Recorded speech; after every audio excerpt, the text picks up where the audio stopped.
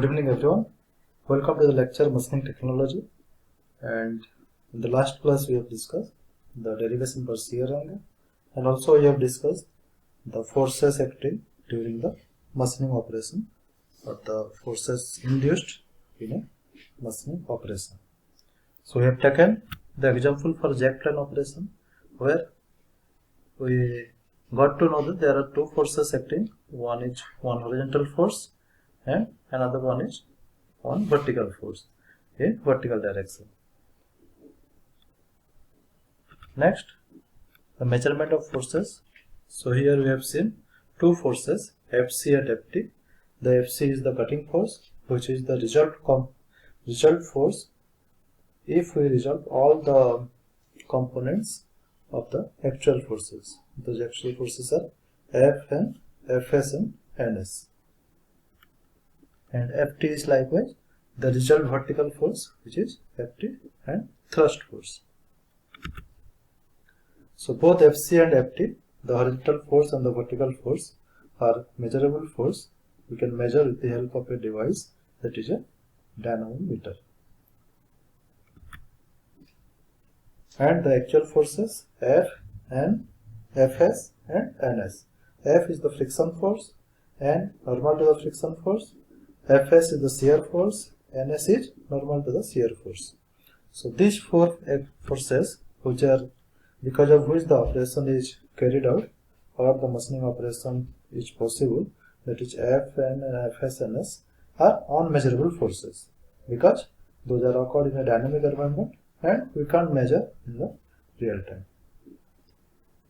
So next I have asked you how to measure the actual forces and why to measure. So why you want to measure the actual forces? Because the analysis of forces we are doing only to know the power. How much power is required for a machining operation or for that machine tool to remove some material for a particular workpiece. So the power, P is equal to Fc into Vc. Like P is equal to F into V.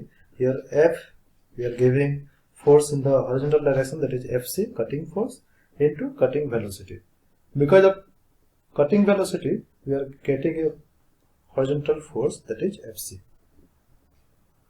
So that is the total power, the real power or the total power which required for the machining operation. But as there are some actual forces like Fs, Ns, F and N. So some power like P1 equal to Fs into Vs, which is required or which consumed for shearing of the material. Thus, because of the shearing operation, some power is consumed, like Fs into Vs, the shear force into shear velocity. Likewise, to overcome the friction, again some power we require or consume, that is F into Vf. Vf is the chip flow velocity with respect to tool, and F is the frictional force. So the total power is nothing but summation of P1 and P2, means this individual power. So if you want to go for analysis, then if you want to know how much the power required for shearing of the material, how much power required to overcome the friction, or if you want to calculate the individual power, then you have to know the value of Fs and F. But in real time we can't calculate this for value of these forces or the amount of this shear force and friction force we can't measure. So we need to calculate this Fs, F. If we know Fs and F, then you can calculate the Ns and N also. So likewise, the actual forces we have to measure, and we have to develop one method so that we can easily measure the value of this Fs and F, Ns and N, the actual force. That's why we want to measure the actual forces. So how to measure? As Fc and Ft we can measure directly from a dynamometer, and these actual forces F and Fs and Ns we can't measure. So we need to derive one relation between Fc, Ft and Fn, Fs and Ns. Hence the measurable forces and unmeasurable forces, so that we can easily calculate the unmeasurable forces with the help of the measurable forces. So that's why in around 1941, scientist Merchant derived a relation or a method by which we can easily calculate all the forces, all the actual forces. So that is called Merchant relationship or Merchant circle diagram. So he generally proposed a graphical method to calculate the actual forces or to define a relationship between actual forces and your measurable forces, or unmeasurable forces and measurable forces.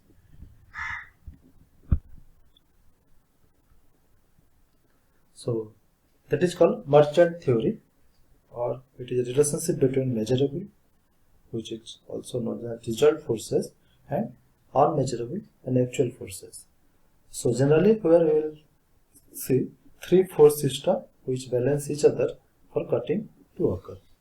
So after this derive or after following the methods of Merchant theory, we can see that there are three force system acting in the system and which are balanced to each other. So let's start the Merchant's theory or Merchant circle diagram. So Merchant circle, which is a graphical representation of the forces acting in a machining process, that is Merchant circle diagram. So here again, this is the model of a cutting process. Tool is removing some material from the workpiece, and this green color is the shear plane, which already you have discussed in earlier classes or earlier lecture. This is the angle beta, which is the shear angle. This is gamma, that is the back rake angle. This is FC. Already you have known FC is a horizontal force, and it is because of the cutting velocity we are getting on horizontal force, that is cutting force, and which is in horizontal direction. So we represent here FC, and FT is a vertical force which is perpendicular to the FC, and that is thrust force. So if it is FC, then we can draw FT from here, maintaining perpendicular to FC. So likewise FT, and the resultant force of FC and FT, which is R equal to nothing but FC square plus FT square, root over of FC square plus FT square, which is R, the resultant force. So FC, FT and the resultant force. The significance of resultant force I will tell you later. What is the significance of this R and why I want to define this resultant force R. So now there are actual forces are there, so we have to represent those forces also.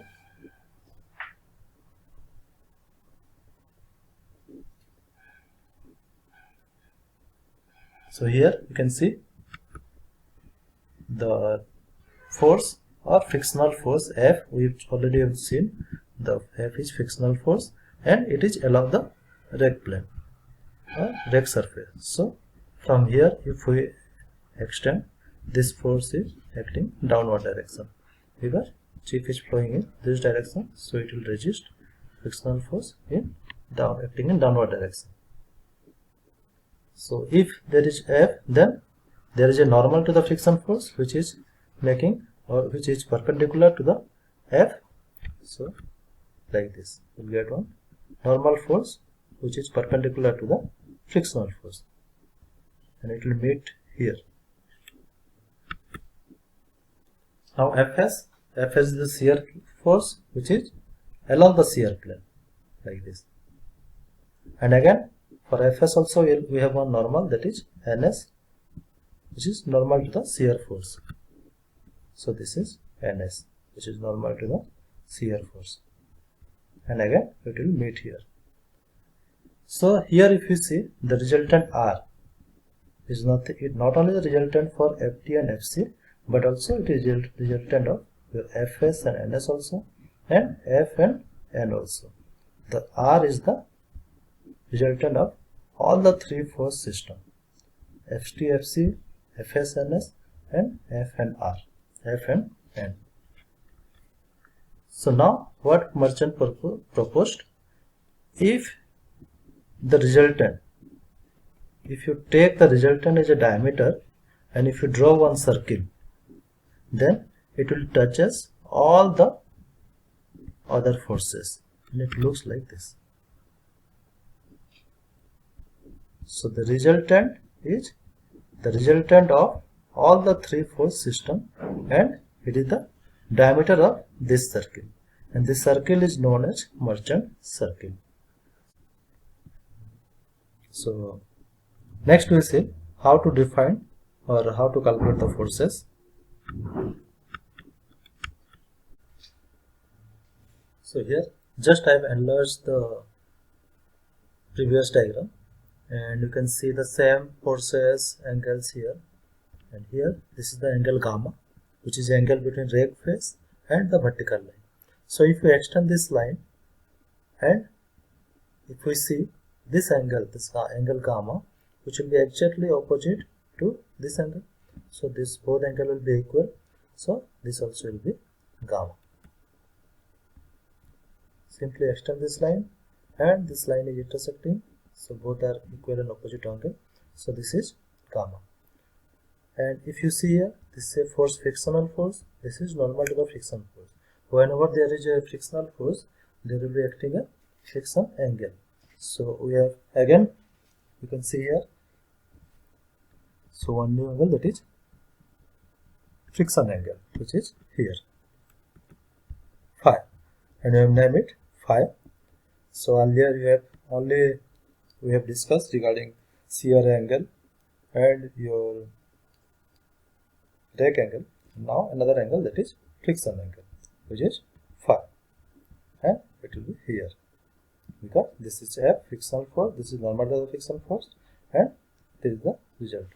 So phi is here. So if this is phi and this is 90 degree, so what about this angle? How much? This is 90 minus phi. 90 minus phi. If this is 90 minus phi, this is gamma. What about this angle? You can see the blue line, the total angle, how much? 90 degree. So 90 minus summation of these two angles will be this one. So this considers this angle. So this will be how much? 90 minus summation of these two angles. 90 minus 90 minus phi plus gamma. So ultimately we will get phi minus gamma. So this angle will be how much? Phi minus gamma. Likewise, what about this angle? If this angle is beta, this angle is phi minus gamma. So what about the total angle? Beta plus phi minus gamma. We are talking about which angle? Angle between NS and R. Angle between NS and R in the triangle FS, NS, R. If you see, so this angle will be how much? 90 minus this angle. So this total angle how much? Beta means total means angle between Fs and R how much? Beta plus phi minus gamma. So this angle will be 90 minus beta plus phi minus gamma. 90 minus phi minus gamma is this angle minus beta, or summation of these two angles. So ultimately we will get 90 minus beta minus phi plus gamma. 90 minus beta minus phi plus gamma. Which angle? This one. So likewise, if you consider triangle FT, FC and R, all the blue lines you can see FT, FC and R. This angle between FC and R is already we have find out phi minus gamma. So this total angle between FT and R will be how much? Angle between FT and R will be 90 minus phi minus gamma. 90 minus phi minus gamma, which will be 90 minus phi plus gamma if you remove the bracket. So 90 minus phi plus gamma. So likewise, we have find out all the internal angles of this three force system or three triangle of forces. So one triangle is F and R, another one Fs and S R, third one is FC, FT and R, and each angles we have defined. Next, Consider triangle F and R. Consider triangle F and R. F and R, all the red color. So apply sine law. So what is sine law? Sides proportional to its sine of the opposite angle. So F by sine phi equal to N by sine 90 minus phi equal to R by sine 90. R by sine 90 equal to F by sine phi equal to N by sine 90 minus phi. Once again, consider this triangle. It is a right angle triangle F, R and N. So if we apply sine law, and already we have applied this law in the velocity relationship, so try to recall. So likewise, the sides is proportional to its sine of the opposite angle. So R by sine 90 equal to N by sine 90 minus phi equal to F by sine phi. So that is only we have written here. R by sine 90 equal to F by sine phi equal to N by sine 90 minus phi. Likewise, consider triangle FS, NS and R. FS, NS and R. These two green color and this resulted R. FS, NS and R. And again apply the sine law here. So if we see R by sine 90 equal to Fs by sine of this angle, that is sine 90 minus beta minus phi plus gamma equal to Ns by this angle, that is beta plus phi minus gamma. Beta plus phi minus gamma. R by sine 90 equal to Ns by sine beta plus phi minus gamma equal to Fs by sine 90 minus beta minus phi plus gamma. Once again see here. Consider triangle R, Fs, Ns or Fs, Ns, R, this triangle, green color.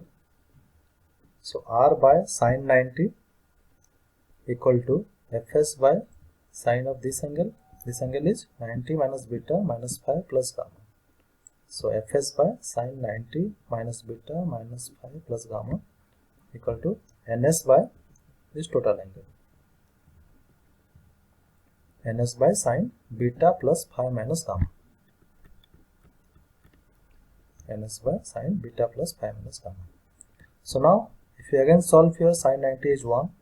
So you'll get R is equal to F by sine phi equal to N by sine 90 minus phi, how much? Cos phi. So N by cos phi. Likewise, the second triangle, if you again resolve, if you again solve, R by sine 90 is 1. So R equal to Fs by sine 90 minus beta minus phi plus gamma. It is sine 90 minus theta. So cos theta.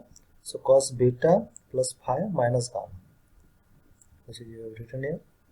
And again Ns by sine beta plus phi minus gamma. So if we, this is the for equation 1, equation 2. Again there is another one triangle, that is triangle FC, FT and R.